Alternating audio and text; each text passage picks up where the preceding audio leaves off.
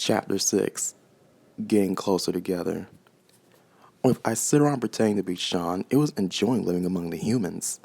And the fact that cops were still puzzled about the gruesome murder of Nick, the school decided to stop football practice for further notice until the murder was solved. But Shawn knew since it was him they would never find out. At night, he'd sneak out the window and use his cloaking powers so the marshals patrolling the wood area would never notice. And he came to the ship laying at least 5,000 of the tiniest eggs.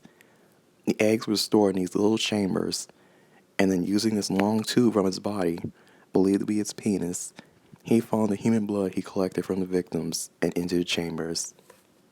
Yes, my babies, you will soon develop, and when you are born, we will claim more humans, and our colony will expand. 5,000, then 50,000, then 5 million. Nothing can stop us, and I need just one more human. Cideron said, knowing exactly who he's going after. Aside from the alien invasion coming, meanwhile the relationship between Dez and Geloni was blossoming by the day. Dez would send Geloni DMs every day pretty much, and even on the weekend Geloni would text Dez just to check up on him. And they spent hours on social media, sharing each other's secrets, such as the fact Dez's father passed when he was 11, and his mom wasn't that frequent in his life, being in foster care for a while before finally his grandmother let him live with her. Geloni told how his parents divorced when he was 13. Brenda was being abused by her ex, and not to mention the things he would do to Geloni to make a man out of him was so terrible and emotionally damaging that Geloni struggled with being gay, and Shawn's bullying would only exacerbate those bad memories. And Des would feel so bad when the boys bullied Geloni, but he had to act a certain way, and Geloni understood. Then one day, Des and Geloni decided to go over to the mall, sort of like a date, but no hand-holding or anything, just a bite to eat and to see each other face to face. Thanks for inviting me out. I was home alone and really getting bored, to be honest, said Geloni. Nah, that's cool. I mean, this is, I guess, our first date. I really need some happiness because Nick is gone and the team really been going through it. How you been? Des asked. I've been alright. I'm just so lame. All I do is sit at home on my Xbox, writing in my Wattpad. What? You a writer? Des said all excited. Yeah, but it's corny. It's like Imagines and fantasy. I like sci-fi too, like Star Wars and such.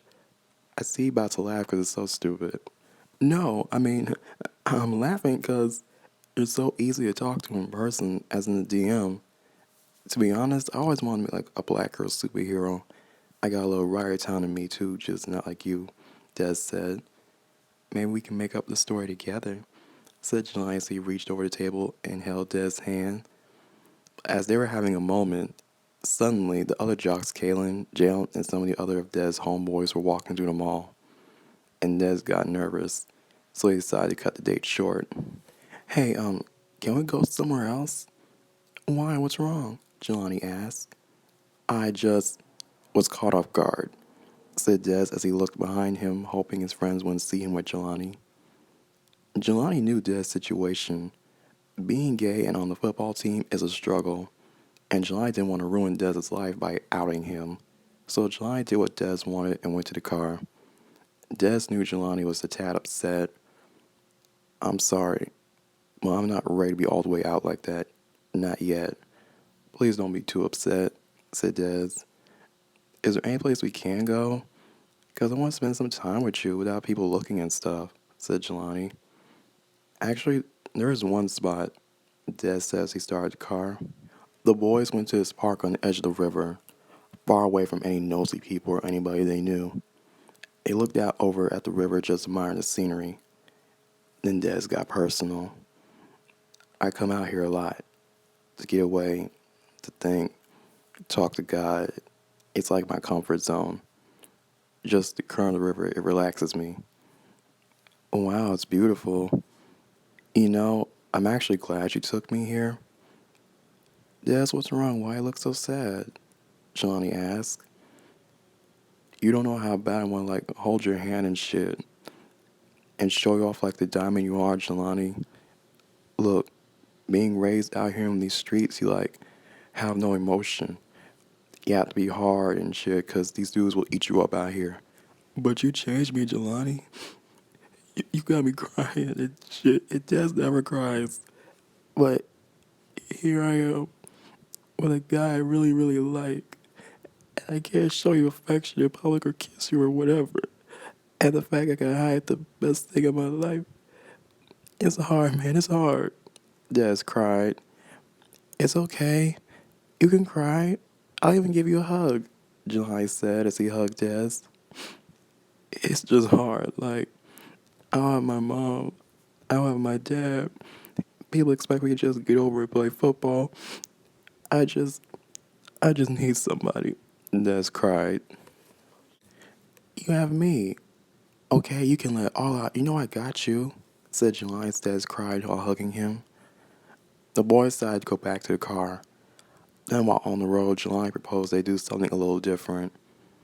I got an idea. How about we take a road trip to Nashville? 3 hours of us just talking, looking out the window, thinking about life, and get some milkshakes, said Geloni. Yeah, I like that. Let's do it. I've never really been in Nashville before, but I'll go anywhere with you, said Des. The boys went on their road trip. Jelani would play some of his music, like Taylor Swift, and even some shit Des never heard of, like jazz from Miles Davis and John Coltrane. Des would tell Jelani his little short story he made up, and it would have Jelani smiling. It didn't feel like a long 3 hours on the road, because time just flew by as they enjoyed each other's company. Then Jelani kind of dozed off and took a nap, and Des reached out and held his hand. It really made Des feel good, and he wouldn't let go for the rest of the way. Finally, 3 hours later, they made it to Nashville, and they walked through downtown on Broadway Avenue in the middle of all the tourists and stuff. Des never seen so many sights, all this country music. He has an aunt that lives in Nashville, but she was nowhere near downtown, so he felt safe being here with Jelani in public. He even held Jelani's hand as they walked down on the riverside, and Jelani felt wanted. Just up the street, there was a carnival nearby. The boys went there and got on the Ferris wheel. They got cotton candy, and Des even wanted a teddy bear for Jelani. And then there was this country singer on the stage. She started playing this sweet song, Come Here Lover, and all the other couples were slow dancing to it. Then Jelani took Des and asked for his dance. Des was a little apprehensive, but he smiled and held Jelani. Jelani held on to Des, and just dancing with him for 4 minutes felt like forever. And Des felt so free. They got in the car and headed back to Memphis, having the time of their lives. I had so much fun. I really like being with you. It gets lonely sometimes in my room, and at school sitting at the table all by myself. I don't have but one friend, and my birthday was 2 months ago. I feel so lonely, Des. It fucking hurts, Jelani said as he got emotional. Look at me. I'll make sure you'll never be lonely again. Jelani, if you need to talk or anything, just tell me. Okay, you were there for me, so I'll do the same for you.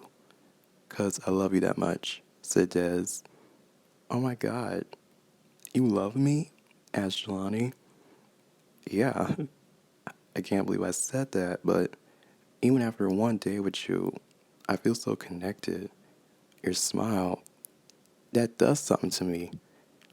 Jelani, I love you, said Des. I love you more, said Jelani. Jelani was ecstatic. He didn't want this day to end. The rest of the ride home, he held his teddy, and it was just a wonderful feeling. Des dropped off Jelani at his house, and Jelani knew when they go back to school Monday that Des has to keep this on the low like before. But seeing this whole other side to him today was more than enough for Jelani. He was about to get out of the car when Des grabbed him. Jelani forgot something. What is it? And then Des planted a kiss on Jelani's lips, making Jelani drop all his stuff. Those 25 seconds were the best of his life. I just had to do it. I wish I could kiss you all night, but I gotta go, said Dez. I'll text you, said Geloni. And Geloni went back into the house. He was so elated. He went to his room and just texted Dez heart emojis. And Dez would respond back with more hearts. Geloni went to bed with a teddy in his hands. And for once in his life, he felt happy being gay. But in the coming days ahead, the relationship was about to be in danger, for Dez was Cimarron's next target.